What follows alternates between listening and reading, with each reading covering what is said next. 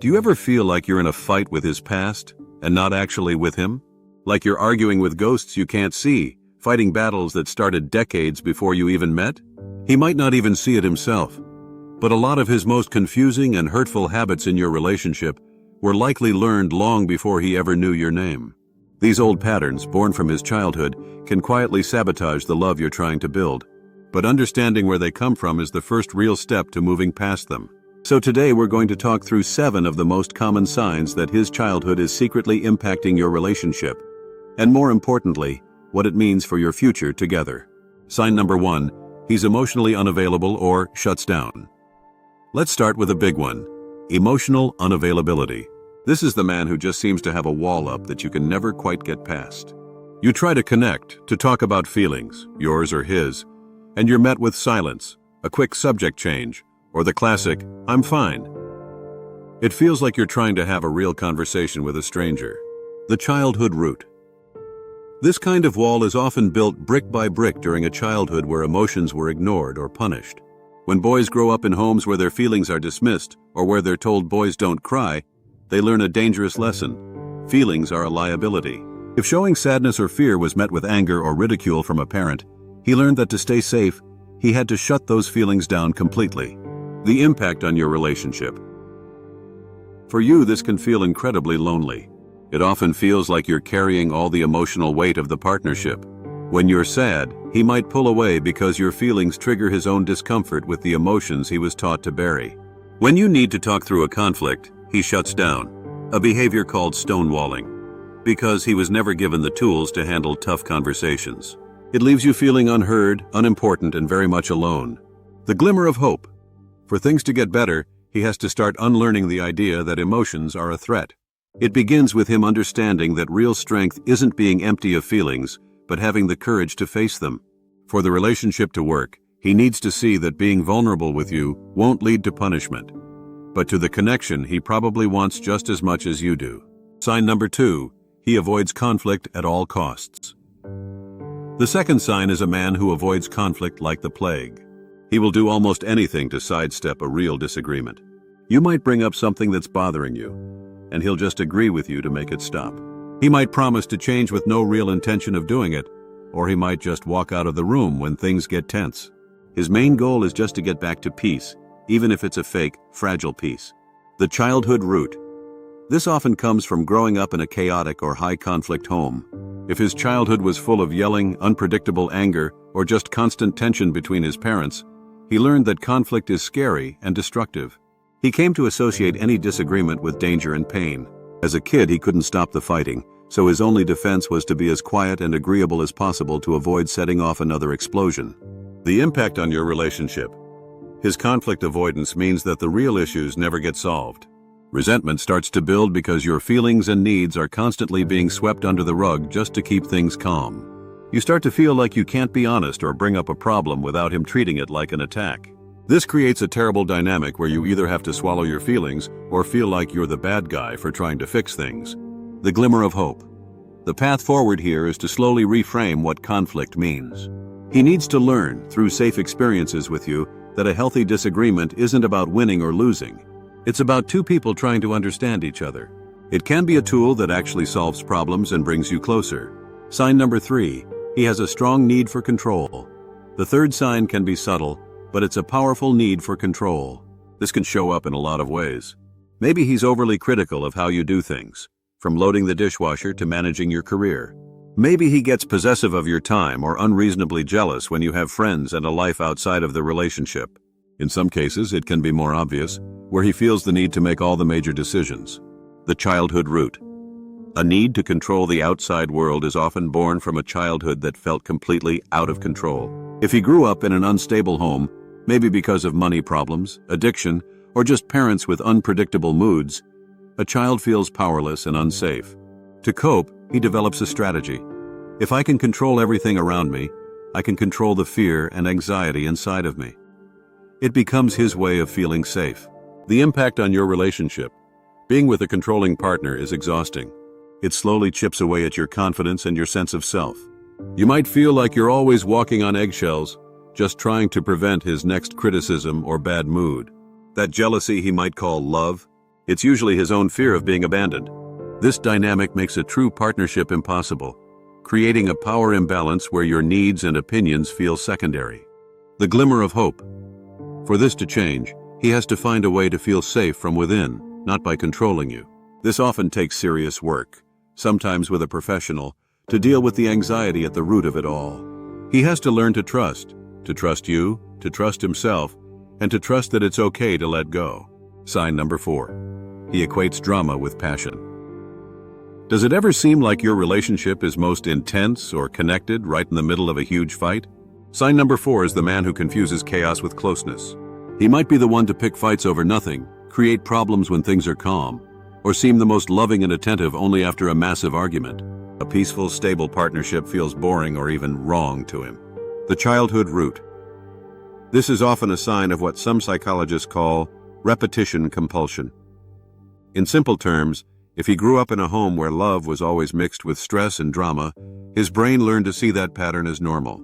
Maybe a parent was only affectionate after a big blow-up. He learned that love is supposed to feel like a roller coaster of crazy highs and terrible lows.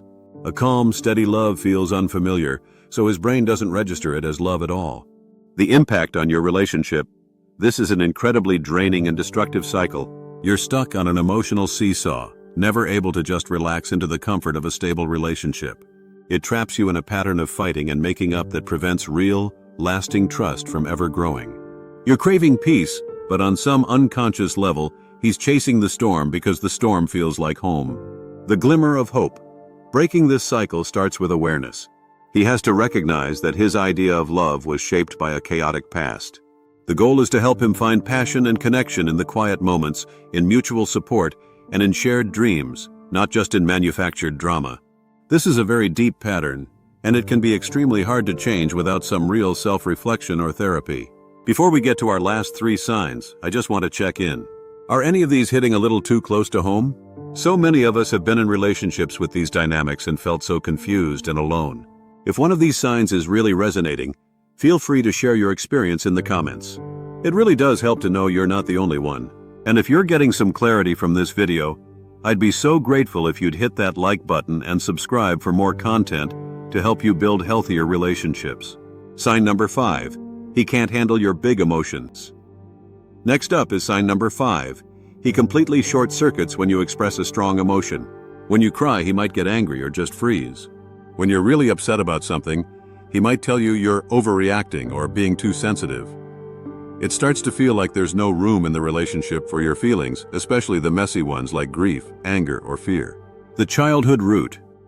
This is almost always a mirror of how his own emotions were treated when he was a kid. A man who wasn't allowed to have big feelings himself has no idea how to handle them in someone else. If he was told to man up, or if his sadness was met with impatience from a parent, he learned that those kinds of emotions are unacceptable. Your feelings activate his own buried emotions, and the shame that's attached to them. His reaction isn't really about you, it's about his own unresolved past. The impact on your relationship. This is devastating because you learn to make yourself smaller. You stop sharing what you're going through because you know you won't get empathy, but judgment. This creates a massive gap between you. A real partnership is a space where both people get to be fully human, and that includes all the emotions. When your feelings are constantly dismissed, you feel unseen and unloved for who you really are. The glimmer of hope. This starts with him becoming aware of his reaction. He needs to understand that emotions aren't problems to be fixed, but experiences to be heard and validated. For you, it's important to hold the boundary that your feelings are valid. For him, the work is about developing his own emotional vocabulary and learning to just sit with discomfort, recognizing that empathy is what real partnership is all about. Sign number 6. He has deep-seated trust issues. The 6th sign is a fundamental inability to trust you, no matter how trustworthy you are. This can look like snooping through your phone, always questioning where you are, or just having a general cloud of suspicion around him. He might accuse you of things you'd never do or see betrayal in your most innocent actions. He seems to operate from a core belief that everyone will eventually let him down. The childhood root. This can often be traced back to early experiences of betrayal or inconsistency from a caregiver. Attachment theory teaches us that we learn how to love from our very first relationships. If a parent was unreliable, broke major promises, or even left, the child learns a heartbreaking lesson. The people who are supposed to love you most can't be trusted. That wound gets carried right into his adult relationships. He expects you to hurt him, because his experience taught him that's what love does. The impact on your relationship.